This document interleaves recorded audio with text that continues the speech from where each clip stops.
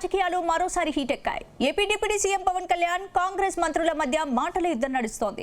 కానీ పవన్ కళ్యాణ్ ను టార్గెట్ చేయడం ద్వారా సెటిలర్లు దూరం అవుతారని కాంగ్రెస్ పెద్దలు గుర్తించారా?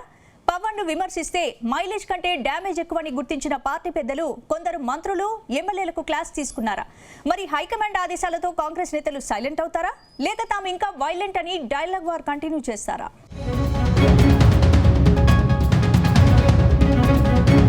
తెలంగాణలో పొలిటికల్ హీట్ నడుస్తుంది. కాంగ్రెస్ మంత్రులు వర్సెస్ జనసేన పార్టీ నేతల మధ్య డైలాగ్ వార్ కంటిన్యూ అవుతుంది. ఇటీవల జనసేన అధినేత పవన్ కళ్యాణ్ సభకు అనుమతి నిరాకరించడంతో మొదలైన లొల్లి నేతల మధ్య డైలాగులతో మరింత హీట్ ఎక్కింది. కానీ ఇప్పుడు ఈ పంచాయతీ ఊహించని మలుపు తీసుకుంది. పవన్ కళ్యాణ్ ను టార్గెట్ చేస్తూ మంత్రులు ఎమ్మెల్యేలు చేస్తున్న అటాక్ కు కాంగ్రెస్ అధిష్టానం గట్టి బ్రేకులు వేసినట్టు తెలుస్తుంది. ఇక మీదట పవన్ ను విమర్శిస్తే పార్టీకి సెటిలర్లు మరింత దూరమయ్యే అవకాశం ఉందని గ్రహించిన కాంగ్రెస్ పెద్దలు పవన్ విషయంలో సైలెంట్ గా ఉండాలని పార్టీ నేతలకు తలంటినట్టు జోరుగా ప్రచారం సాగుతుంది. అయితే పార్టీ పెద్దలు తీసుకున్న ఈ నిర్ణయం వెనుక అనేక కారణాలు ఉన్నట్టు తెలుస్తోంది.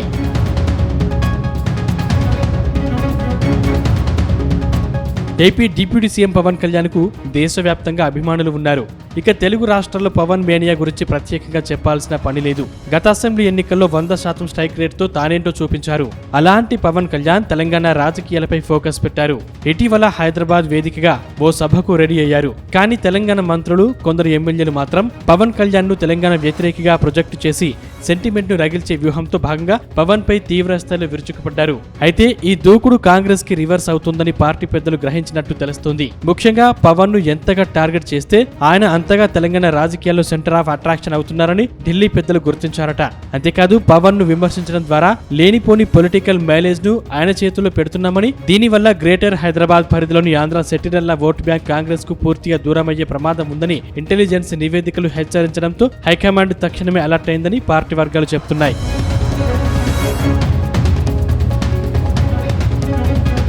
ఇక కాంగ్రెస్ ప్రభుత్వంపై ప్రజా వ్యతిరేకతను పక్కదారి పట్టించడానికి సీఎం రేవంత్ రెడ్డి తన మార్క్ సెంటిమెంట్ పాలిటిక్స్ వాడుతున్నారనే చర్చ జరుగుతుంది.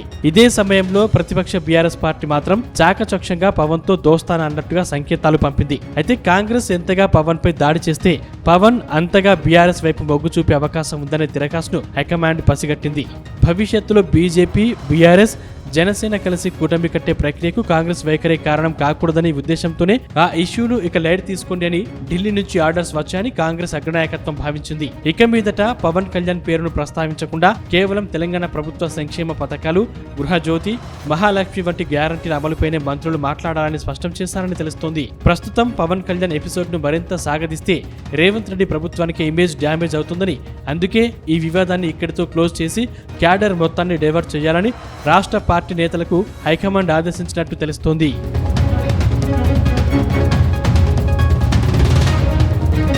మొత్తం మీద గ్రేటర్ హైదరాబాద్ ఎన్నికల్లో భారీ లబ్ధి పొందాలని భావిస్తున్న కాంగ్రెస్ పవన్ కళ్యాణ్ ఇష్యూలో కాంగ్రెస్ నేతలు సెల్ఫ్ గోల్ వేసుకున్నారని ఢిల్లీ పెద్దలు సకాలంలో గుర్తించి బ్రేకులు వేశారు. మరి హైకమాండ్ ఆదేశాల తర్వాత మంత్రులు, ఎమ్మెల్యేలు పవన్ ఊసెత్తకుండా సైలెంట్ అవుతారా, లేక లోకల్ లీడర్లు మళ్లీ లైన్ దాటుతారా అనేది రాబోయే రోజుల్లో చూడాల్సి ఉంటుందని పొలిటికల్ పరిశీలకులు చెబుతున్నారు.